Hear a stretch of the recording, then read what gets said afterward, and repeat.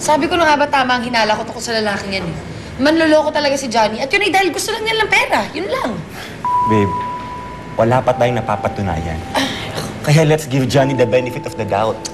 Eh, may nagsumbong daw sa mga pulis ang tinuturo si Johnny. Meron siya sigurong tauhan na hindi binayaran, kaya ngayon lang nagsalita.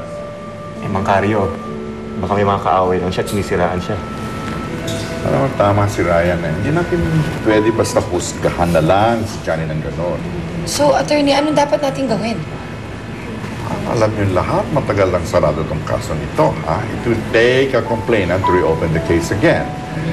So, here we are, back to square one, and we start preliminary investigation again. Malalaman natin kung gaano kabigat yung kaso niya sa mga bagong pruwebang lalabas. You know, Emily, I can only advise you, ha? But the decision is yours kung anong gusto mong gawin natin. Shall we defend Johnny or push him to admit his crime? Ate, kahit anong mangyari, gusto namin malaman mo yan, nandito lang kami para supportahan ka. Kung ano man ang desisyon mo. Gusto ko lang marinig mismo sa bibig ni Johnny kung ano ang katotohanan.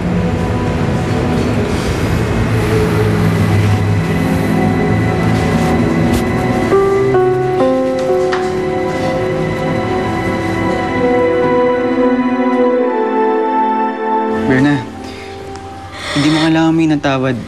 Ikaw ang nasaktan eh. Hindi mo kasalanan. Kahit na. Look, alam mo, natatakot pa rin ako eh. Paano kung magsumbong si Nenet kay Chang? Sigurado ko babalik na naman yun dito para manggulo. Hindi naman namin kayo pabayaan eh.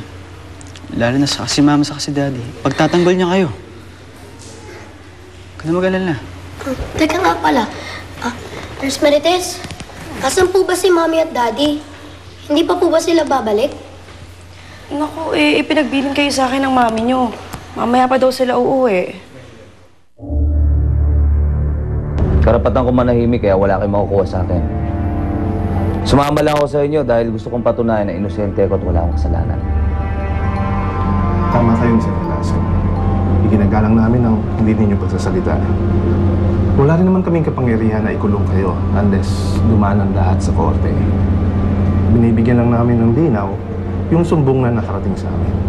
Sige, iharap niyo yung demonyong sumisira sa akin. Patutunayan ko na wala akong kasalanan. Sa ngayon po, hindi na namin magagawa yun. Binibigyan lang namin siya ng proteksyon, pati na rin yung ebidensyang hawak niya. Kawawang Johnny. Gusto mo akong makita? Hanapin mo muna ako.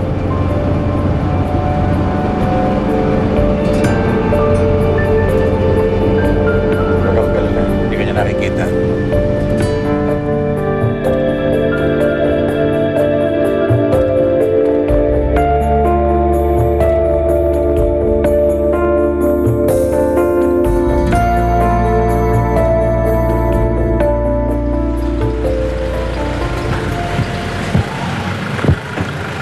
Emily, maraming salamat. Alam ko hindi mo ako pababayaan. Kamusta na yung mga bata? Hindi ko pa sinasabi sa kanila kung ano nangyari. Sigurado ako mag-aalala sila, lalong-lalo na si Luke. Emily, hindi tayo masisira na kasinungalingan na to. Hindi ko alam kung anong pakay nila, bakit nila ginagawa sa akin to eh.